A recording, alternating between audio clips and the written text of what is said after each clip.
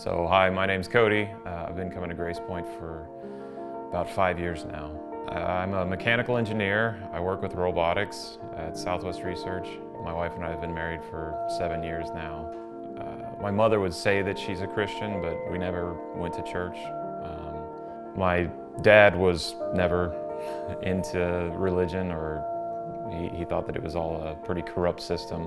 My influences were primarily my friends, that we'd compare God and Christianity to almost Santa Claus and getting gifts at Christmas. Like, if you're a good boy and you're moral, then all these things will work out.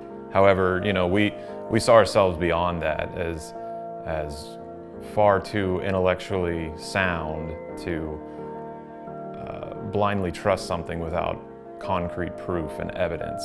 My wife and I started dating whenever I was a sophomore in college, and there was a very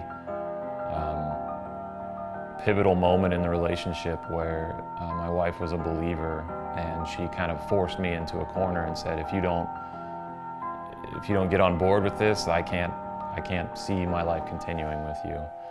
So at that point, I decided to at least give church a chance and start attending with my wife.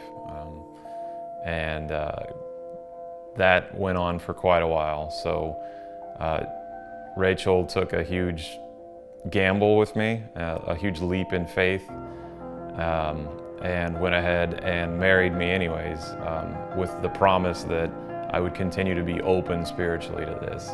I let down my guard and surrendered to the idea that maybe I didn't have it all figured out. So walking through Grace Point actually happened on a random 5K. They did a run for hungry children. My wife and I came to Grace Point the next Sunday,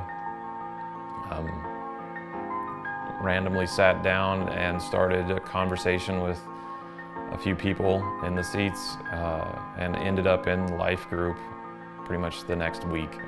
So it was a huge paradigm shift for me to sit in a room with Christians that were frankly smarter than I was. That was kind of a gut punch, because I'd always leaned into my own intellectual intelligence and my own abilities, that I've got this figured out, I'm going to figure it out on my own. And then suddenly being in community with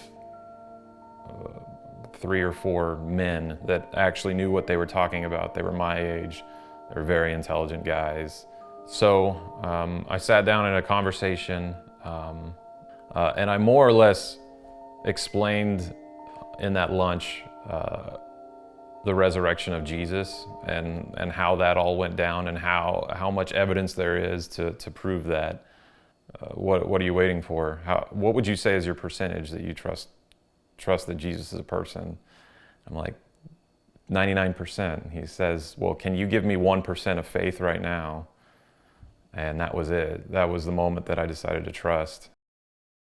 I can't imagine walking through a baby that was 4 months early without some trust that this is all going to be okay one way or the other. Sitting in a hospital room next to a baby in an incubator for 4 months really was an ultimate faith journey.